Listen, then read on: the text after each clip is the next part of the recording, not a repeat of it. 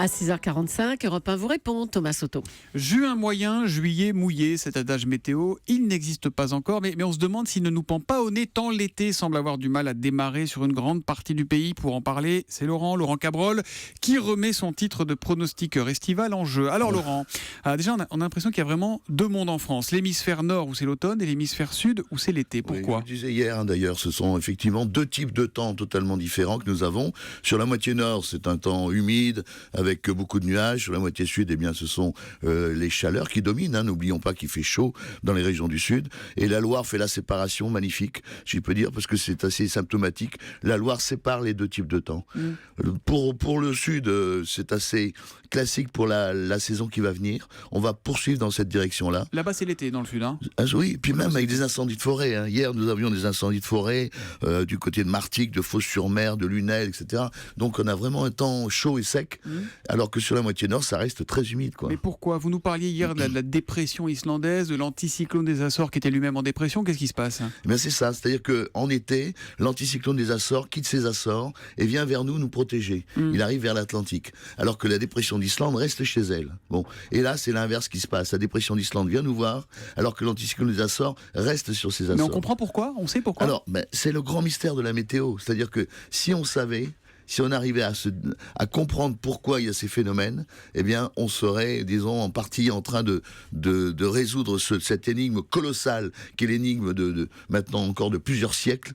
Comment se forme le temps ? Parce que on dit souvent que c'est un peu lié aux océans, aux mers, etc. Bah c'est oui, vrai parce ou pas, que ça les océans, c'est 2/3 de la planète. L'océan, c'est le carburant de l'atmosphère. Tout se passe sur les océans. Et la température de l'eau de l'océan influe de manière considérable le temps que nous aurons. Par exemple, il y a un phénomène qui s'appelle El Niño, qui est au centre du Pacifique. Tous les 7 à 11 ans, le milieu du Pacifique se met à bouillir comme une bouilloire, vous voyez ? Eh bien, il y a un phénomène absolument énorme, c'est que de part et d'autre de cette bouilloire, vous avez l'Indonésie et le Pérou, eh bien le temps s'inverse.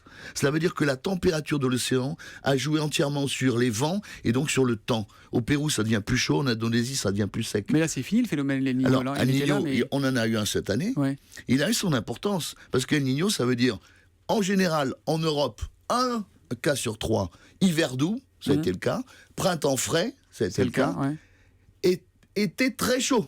Ah, Et là, bon, mystère. la mystère. Et mystère parce que les prévisions laissent entendre que ce ne sera pas le cas. On va en parler de l'été tout à l'heure, mais déjà, pourquoi tant de pluie ? Vous nous le disiez, Paris a connu le mois de mai le plus pluvieux depuis 150 ans. Pourquoi ? On le sait, ça, on sait l'expliquer ou pas ? C'est très simple. À partir du moment où vous avez ce conflit de masse d'air entre l'air humide qui arrive par l'Atlantique et l'air chaud qui arrive par le sud, eh bien, vous avez un temps orageux. C'est simplement parce que nous avons un temps orageux qu'il y a énormément de pluie. En même temps, Laurent, il fait pas froid ? Non, mais justement, c'est un vrai thermomètre, notre juif. Vous avez vu, oui. C'est parce que nous avons cette montée d'air chaud qui arrive du sud. Alors vous allez me dire pourquoi ? Eh bien tout simplement parce que la position de l'anticyclone et de la dépression induit les vents. Il faut bien comprendre, mais c'est assez compliqué, mais en même temps c'est simple à comprendre. L'anticyclone, les vents tournent dans le sens des aiguilles d'une montre. Oui. Sur la dépression, c'est l'inverse. Et donc, selon la position de l'anticyclone, vous avez soit des vents de sud, soit des vents d'est.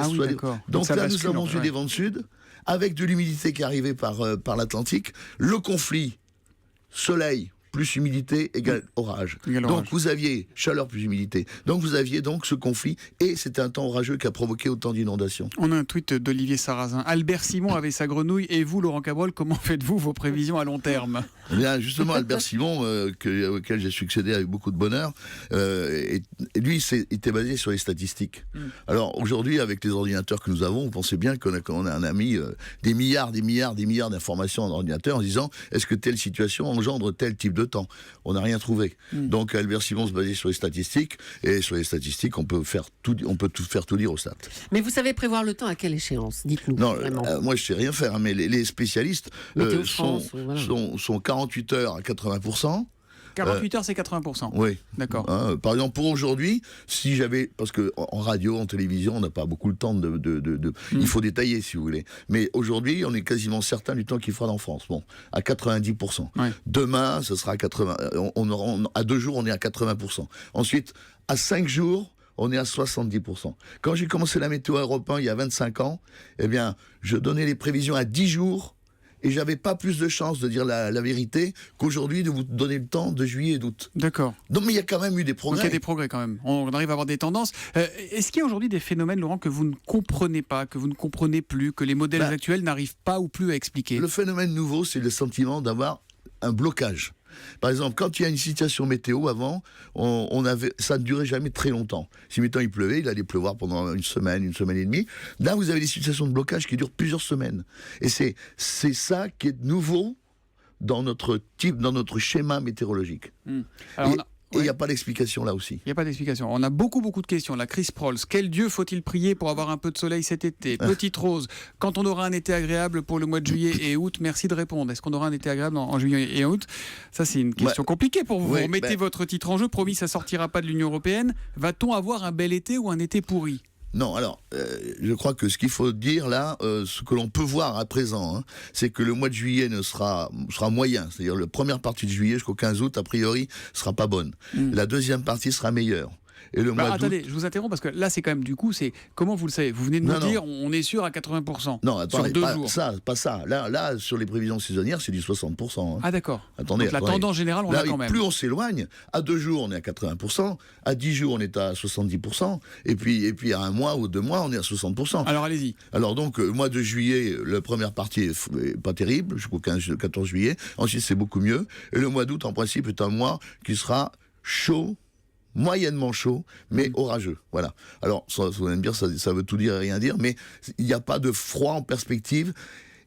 Mais certains scénarios envisagent quand même des phénomènes avec les orages, des phénomènes d'inondation. Donc, on n'en est pas là, on ne va pas paniquer. Mais c'est vrai que ça n'est pas un hiver, ça n'est pas un été normal, entre guillemets. Il est très atypique.